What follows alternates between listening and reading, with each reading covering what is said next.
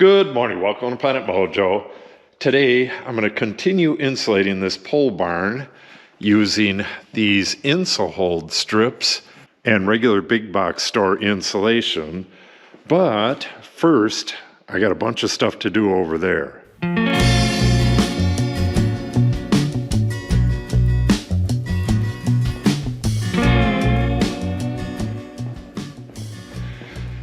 What I need to do is move everything out of the way of these two bays over here so that I can insulate these rat pockets. These pockets down here, I got to clean them and insulate them. Then I need to foam the ends, and to do that I need to warm them up, so I really need access to them. So the very first thing I got to do is at least clear out by one of these columns, but I should clear out the whole area. Once I have the heater on one of the columns, I can switch back to installing this Insulating, these pokey stabby strips, and hopefully I can get 4 more strips of insulation in today. I got a lot to do today, so I'm not exactly sure how much I'm going to film, but we'll start with this stuff and see where it goes.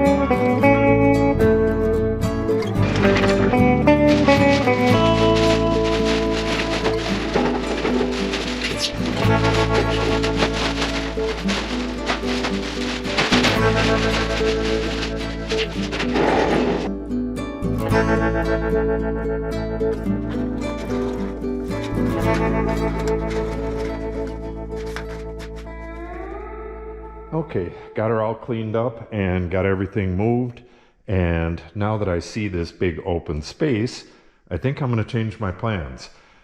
Like I said, I was planning on getting this bay right here completely done, but I still need to add the foam behind the column there.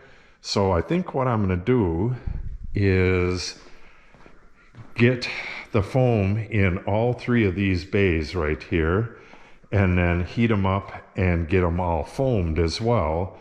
And while that stuff's drying and stuff, I'll get all of these pockets filled and fill the pockets over there.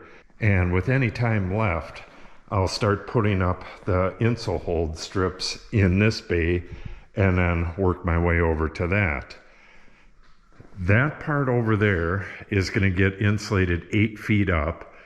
This part over here gets no insulation. And then from this column right here all the way around, that's the Woodshop, and that gets insulated all the way up to the truss. So I do want to keep going that way in this area. So like I said, I'll start with that column right there. Once I get this whole area done, I can move this stuff again and then work my way around the corner. I did find something really interesting though. This right here, that's ice. I'm not exactly sure how deep it is. It kind of looks like it's a 1/2 inch thick. That is not good. That's why I wanted to put that XPS insulation down in these pockets.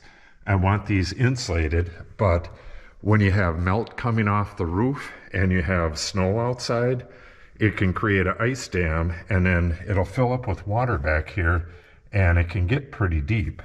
Hopefully it doesn't do this again. This also could be melt from snow blowing up in here. When I put that rat excluder stuff down in these gaps, you can see this one doesn't have it. This stuff was in front of this column, so I ended up right there. So I didn't even see what was going on in this one. This one could have been filled with snow and then it melted. I would rather have that be the case than for water to be coming up from the bottom. But this very well may be water coming up from the bottom. I'm going to have to get that melted before I can do anything in this area. And I still have to get that excluder stuff, the rat guard, in these cracks here and that one right there. All right, there's been a change in plans. I need to go pick up my daughter from work. Her key fob has her locked out of her car, so I gotta go save her. What I'm gonna do is start right next to the door here. I'm gonna get the foam in these pockets, and I think I'm gonna work my way all the way up to where the water got in, all the way up to here, and then I'll apply the heat. Well, I'll probably apply the heat right in this area right here, because I want to get this one and this one done as quick as possible so I can start insulating. So we'll start with the foam down there, and then we'll get the heat on this, and hopefully I'll have enough time to at least get this stuff done today. Well, that's going to have to wrap it up. I got to go save my daughter. I did not get done what I thought I was going to get done today, but I still got a lot of stuff done. I got all this stuff moved over, got everything cleaned up, and I got the foam in 1, 2, 3, 4 pockets, and I have the foam cut and ready to go in that pocket. This pocket right here, I'm going to put foam down in the bottom before I put the first piece in, and then put some around the edge again, then put the second piece in, then foam around the edge again. Yeah, I gotta foam that gap there. This is gonna be a special case here. It is around 50 degrees over there and around 60 degrees in this corner. Let me show you. I had this thermometer on the other side earlier, and it got up to 50. It's at about 59. That's because the sun has been hitting this wall and this wall for a couple hours and kind of warmed it up in here. So when you next see me, I'll be doing what I was hoping to get done today. I'll be getting the thermal break foam behind the column here. I need to do it on 1, 2, 3, 4, 5 columns, so actually that might take the better part of a day.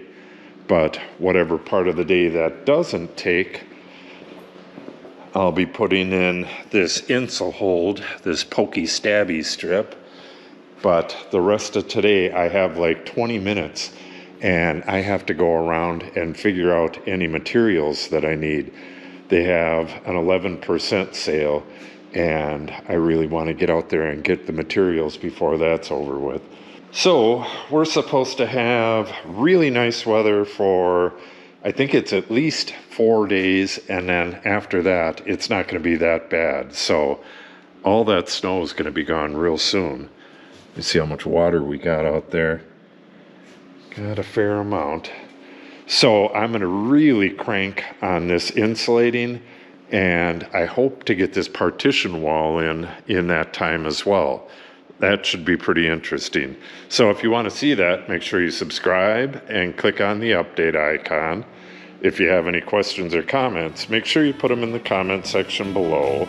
And if you share the video and or give it a like, it helps the channel out greatly. Thanks for watching, and have a great day.